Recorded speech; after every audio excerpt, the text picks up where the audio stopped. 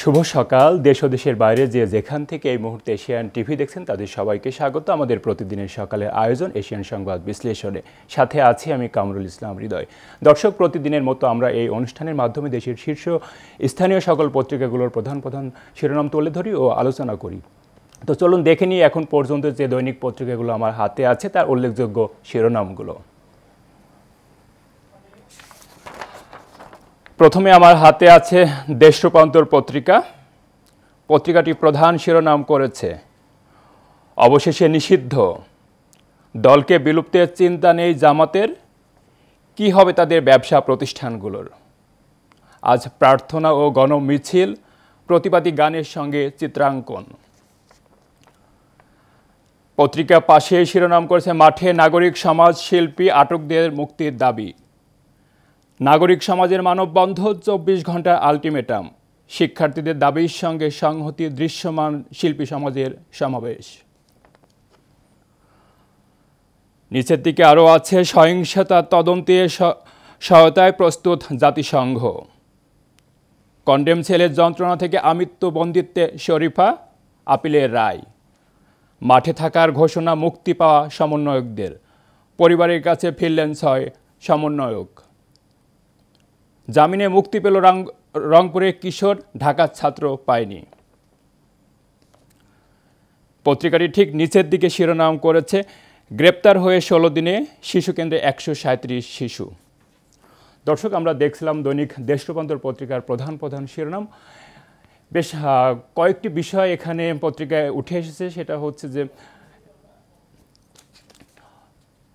তা অবশেষে নিষিদ্ধ হলো জামাত শিবির।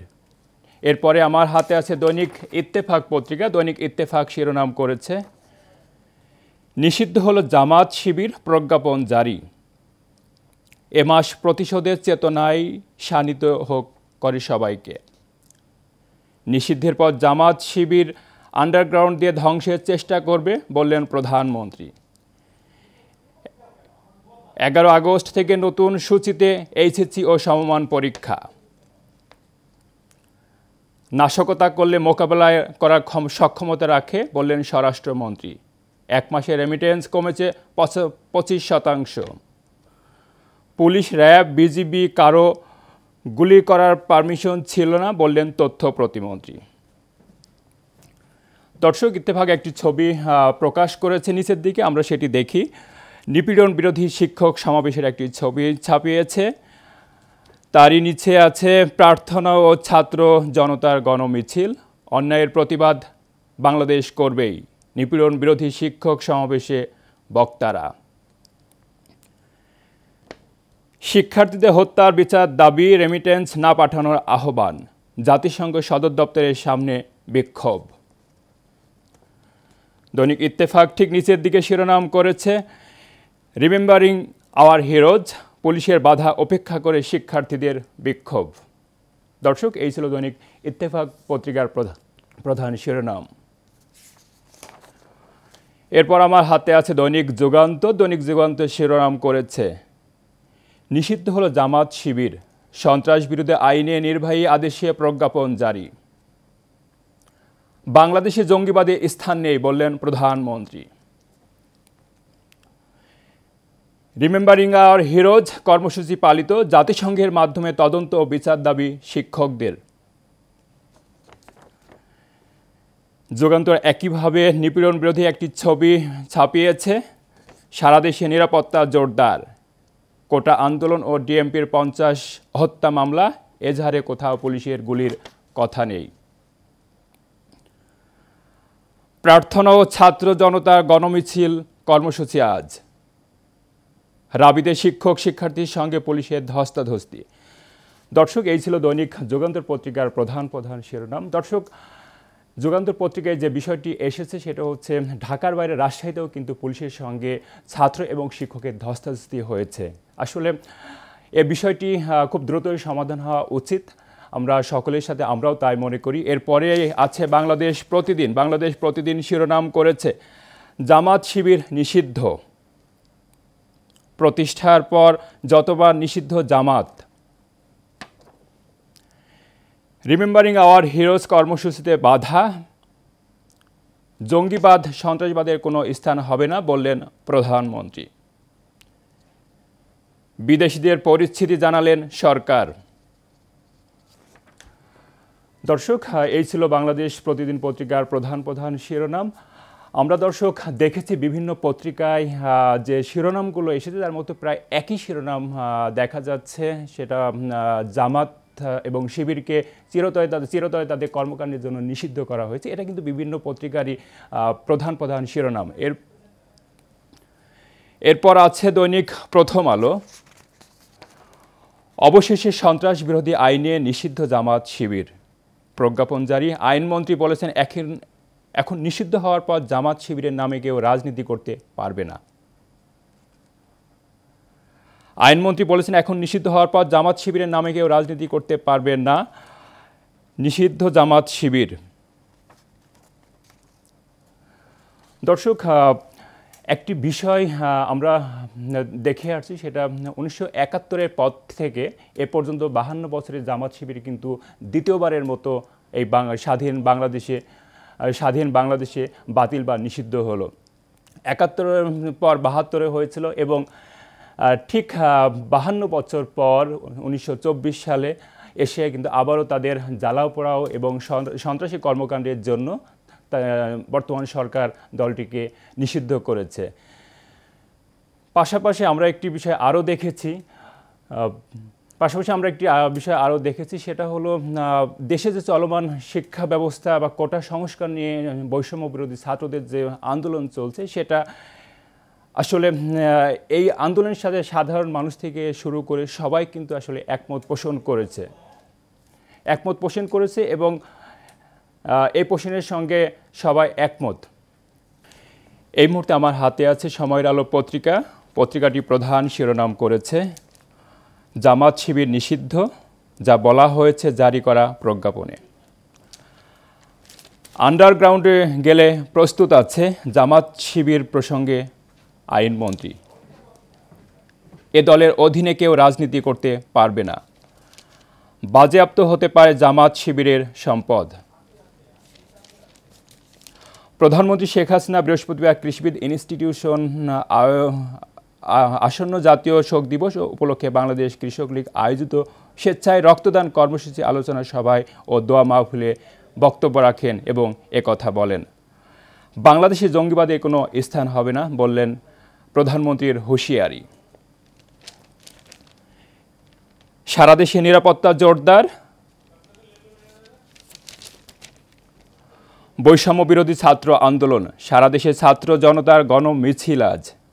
দর্শক, একটি ছবির নিচের দিকে দেখা যাচ্ছে বৈষম্য বিরোধী ছাত্র আন্দোলনের অংশ হিসেবে বৃহস্পতিবার রাজশাহী বিশ্ববিদ্যালয়ের মৌন মিছিলে অংশ নেওয়া শিক্ষার্থীকে তুলে নেওয়ার চেষ্টা করেন আইন শৃঙ্খলা বাহিনীর সদস্যরা।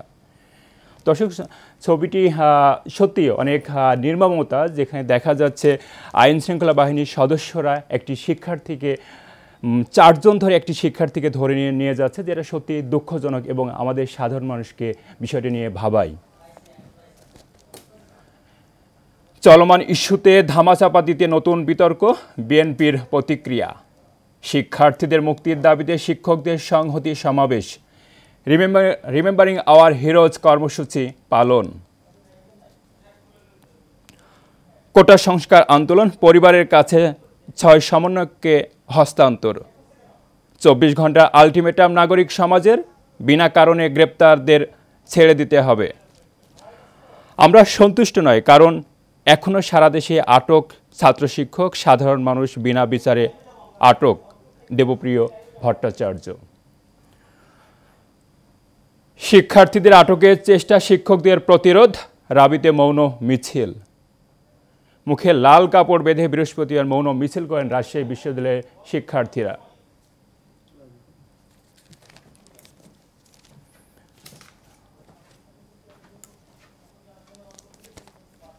দর্শক, আমরা এই মুহূর্তে যুক্ত হব আমাদের রংপুরের স্থানীয় প্রতিনিধির মাধ্যমে এবং শুনব তার মাধ্যমে সেখানকার স্থানীয় পত্রিকাগুলো কি কি বিষয়কে গুরুত্ব দিয়েছে।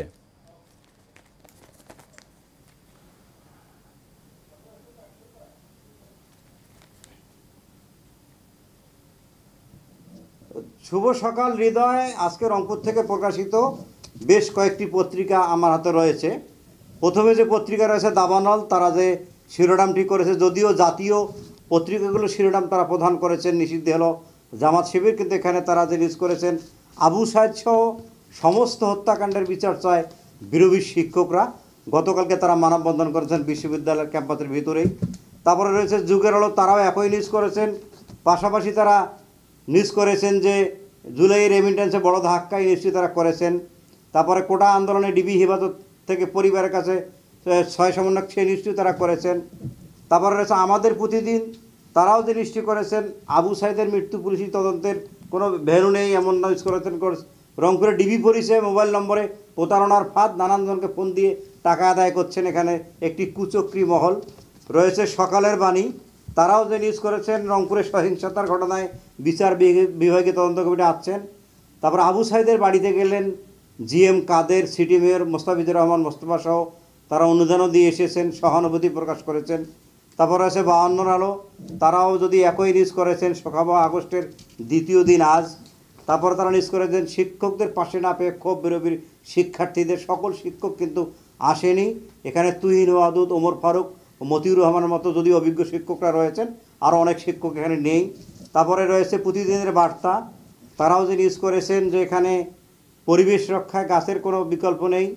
আসাদুজ্জামান নূর গাছ বিতরণ করেছেন নীলফামারীতে, সে নিউজ তারা করেছেন। আগামীর সন্ধানে যে পত্রিকাটি নতুন পত্রিকা, তারাও নিউজ করেছেন 16 দিন পর কলেজ ছাত্র মাহিমের জামিন। এই মাহিমকে নিয়ে নানান ধরনের ঘটনা ঘটেছিল, অবশেষে তাকে বাদ দেওয়ার কথা জানিয়েছে পুলিশ। তারা আরও নিউজ করেছে জাতিসংঘের মাধ্যমে আবু সাইদ কোটা আন্দোলনের নিহতদের বিচার দাবি বিরোধী শিক্ষকদের। মাহিম আমার হাতে যে পত্রিকাগুলো রয়েছে, তারা যদিও কোটা আন্দোলন সংস্কারপন্থীদের পক্ষে যদিও নিউজ রয়েছে, এখানে তারা নিউজ করেছে মেডিকেলে অসহায় রুগীদের শুরু করে সব মিলে কিন্তু আমরা দেখেছি যে এখানে কোটা সংস্কার আন্দোলন থেকে শুরু করে এখানে বৈষম্য বিরোধী ছাত্র আন্দোলন তারা নিউজ করেছেন।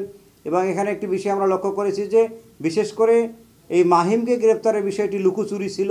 তার বোন 18 তারিখে স্ট্যাটাস দেওয়ার পরেই কিন্তু তার খোঁজ মেলে, পুলিশ একবার স্বীকার করেছিল, পরে স্বীকার করেছিল, আবার কোর্ট থেকে জামিনের পর সবাই তাকে পেয়ে, যদিও পরিবারটি খুশি, তারা এখন একটু আতঙ্কে রয়েছে। তবে একটি বিষয় আমরা যে বলি বারবার যে রংপুরে কিন্তু যদিও নাশকতার ঘটনা ঘটেনি, 19 তারিখের পর থেকে কারফিউ চালু অবস্থায়, কিন্তু এখনও মানুষের মাঝে কিন্তু একটি আতঙ্ক বিরাজ করছে। কারণটি হলো কখন কি ঘটে। এখানে আমরা দেখেছি যে এখানে শুধু আমরা দলীয় দোষ দিতে পারছি না, কারণ এখানে 8-9-এর ছাত্ররা বেরোয়, যারা এখনও রাজনীতি বোঝে না, তারাও কিন্তু মাঠে নেমেছিল। তাদের বাবা মা কে কী করে না করে সেটা তারাই ভালো জানে, কিন্তু আমরা দেখেছি যে আন্দোলনের পক্ষে যে শিশুরা মাঠে নেমেছিল এবং তাদের অনেককেই কিন্তু এখানে প্রশাসনের লোকজন হয়তোবা যে কোনো কারণে হোক, যেভাবেই হোক, এখানে কাকুব পিটাতে গিয়ে বাচ্চাদের গায়ে হাতও তোলা হয়েছে, অনেক বাচ্চাকে গ্রেপ্তার করা হয়েছে। আপনারা জানেন যে রংপুরে কিন্তু মারা যাওয়ার সংখ্যা অনেক বেশি, কিন্তু পুলিশের পক্ষ থেকে বা প্রশাসনের পক্ষ থেকে যদি বলা হয়েছে 8 জন। এখানে কিন্তু স্বর্ণ ব্যবসায়ী, ফল ব্যবসায়ী, কাঠ মিস্ত্রি, রাজমিস্ত্রি, তারাও কিন্তু নিহত হয়েছেন। তো বিশেষ করে গুরুত্বপূর্ণ যে নিহতটি আমাদের ঘটনা আবু সাইদ, সারা দেশে যে আলোচিত যে হত্যাকাণ্ডটি আমরা দেখেছি, এটাও ভিন্ন খাতে নেওয়ার জন্য এখানে চেষ্টা করছেন একটি মহল, যার কথা বলেছেন এখানে বৈষম্য বিরোধী ছাত্র আন্দোলনের যারা নেতারা রয়েছেন। যদি আবু সাইদের মৃত্যুকে ঘিরে এখনও উত্তপ্ত রংপুরের বিভিন্ন এলাকায় আমরা দেখেছি স্কুলগুলোর সামনে, প্রতিষ্ঠানগুলোর সামনে তারা বিচারের দাবিতে তারা রাস্তায় তারা এখানে লিখেছেন, বিভিন্ন ব্যানার ফেস্টুন তারা টানিয়েছেন। এখন পর্যন্ত কিন্তু আমাদের রংপুর, যদিও আমরা এখন শান্ত দেখছি, কখন যে উত্তপ্ত হবে বলা কিন্তু মুশকিল। ছাত্র আন্দোলনকে ঘিরে এখানে প্রশাসনের পক্ষ থেকে যথেষ্ট ব্যবস্থা নেওয়া হলেও আমরা যদিও দেখেছি সেনাবাহিনী, বিজিবি, র্যাব, এখানে 5 স্তরে যে নিরাপত্তার ব্যবস্থা করা হয়েছে। এখানে জেলা প্রশাসক মোবাশের হাসান, মনিরুজ্জামান রয়েছেন, এখানে আমাদের মেট্রোপলিটনের police commissioner, range DIG Abdul Baten, এখানে বিভাগীয় কমিশনার জাকির হোসেন, সবাই কিন্তু সাংবাদিকদের তথ্য দিচ্ছেন যে শান্ত রাখার জন্য সব কিছু তারা করছেন। কিন্তু আমাদের সংখ্যা এখানে পত্রিকাগুলোতে সম্পাদকীয়তে যে এসেছে, তারা লিখেছেন যে সংখ্যা কিন্তু কাটেনি। আমরা দেখেছি হাসপাতালগুলোতে এখনও কিন্তু অনেক আহত রোগী এখনও রয়েছেন। এখানে সাংবাদিক আহত, আমরা ইতিপূর্বে বলেছি, সাংবাদিকদের হামলাও করা হচ্ছে। তবে একটি বিষয় বলে রাখি যে একটি নিউজ এসেছে এই মামলাকে ঘিরে, বিভিন্ন ধরনের মামলা, যেহেতু এখানে 30টির অধিক মামলা হয়েছে জেলা এবং মেট্রো মিলে, এখানে একটি মহল কিন্তু ডিবির পরিচয়ে বিভিন্ন জনকে ফোন দিচ্ছে যে তোমাকে মামলা থেকে ছাড়াবো, টাকা দাও। বিভিন্ন ধরনের কিন্তু কৌশল করে টাকা আদায় করছে একটি চক্র। এটা প্রশাসনকে দেখা উচিত, এমনটি সম্পাদকীয়তে এসেছে। এখানে পুলিশের আমাদেরকে যদিও আশ্বস্ত করছেন, কিন্তু আমরা তারপরে একটু আতঙ্ক আমরা দেখতেছি। আরও একটি বিষয় আমরা দেখেছি যে এখানে বিভিন্ন চুরি ছিনতাই কিন্তু বাড়ছে। এখানে চুরি হচ্ছে বিভিন্ন বাসা বাড়িতে, অনেকের এখানে রাস্তায় আটক করে কিন্তু চুরি হচ্ছে। যদিও পুলিশ এখন আমরা দেখছি যে বিভিন্ন জায়গায় হয়তো অভিযান করতে গিয়ে রাত অবধি পুলিশ বিভিন্ন জায়গায় যাচ্ছেন, তারপরে কিন্তু চুরি কিন্তু থামানো যাচ্ছে না। এখানে চুরির বিষয়টা যেমন বাড়ছে, আতঙ্ক সব দিকে। বাজারের দ্রব্যমূল্যেরও কিন্তু দাম বেড়েছে, চাউলের দাম বেড়েছে, নিত্যপণ্য দ্রব্য সব কিছু বেড়েছে। সব মিলে যদি কোটা আন্দোলনকে ঘিরে সরকার যদি এই কোটা আন্দোলনে যারা সমন্বয়কারী ছিল তাদেরকে যদি ছেড়ে দিয়েছে, আজকে তারা আলটিমেটাম দিয়েছে, আবারও কর্মসূচি দিয়েছে, এই ক্ষেত্রে কিন্তু সাধারণ মানুষ কিন্তু একটু উদ্বিগ্ন, তারা উৎকণ্ঠায় দিন কাটাচ্ছেন রংপুরের মানুষ। কারণ রংপুরে ইতিপূর্বে যে ঘটনাগুলো ঘটে গেছে, আবারও যদি এ ধরনের ঘটনা ঘটতে থাকে বা এই ধরনের ঘটনা হয়, সেক্ষেত্রে কিন্তু মানুষের আর আশ্রয়স্থল থাকবে না। আমরা সব মিলে দেখেছি যে রংপুরে কিন্তু এখন শান্ত। রংপুরের মানুষ আশা করছেন যে আর কোনো অপ্রীতিকর ঘটনা ঘটবে না। ফাহিম। বাদশাহ ওসমান, ধন্যবাদ আমাদের সাথে যুক্ত হবার জন্য। দর্শক, আমরা শুনছিলাম আমাদের রংপুরের স্থানীয় প্রতিনিধি বাদশাহ ওসমানের মাধ্যমে সেখানকার স্থানীয় পত্রিকাগুলোর খবরাখবর। দর্শক, আমরা দেখছিলাম দেশের বিভিন্ন স্থানীয় পত্রিকাগুলোর প্রধান প্রধান শিরোনাম এবং বিভিন্ন বিষয়ের মধ্যে কয়েকটি বিষয় কিন্তু বিভিন্ন পত্রিকাতে উঠে এসেছে। তার মধ্যে জামাত শিবির বন্ধ হয়েছে এবং যে ছাত্র আন্দোলনের, বৈষম্যবিরোধী ছাত্র আন্দোলনের যে অধিকার আদায়, যে 9 দফা দাবির জন্য যে আন্দোলন চলছে, সেটা কিন্তু চলমান আছেই। দর্শক, আমরা দেখতে দেখতে একেবারে অনুষ্ঠানের শেষ পর্যায়ে চলে এসেছি। আবার দেখা হবে আগামীকাল ঠিক একই সময়ে। ততক্ষণ ভালো থাকুন, সুস্থ থাকুন, এশিয়ান টিভি সাথেই থাকুন। ধন্যবাদ সবাইকে।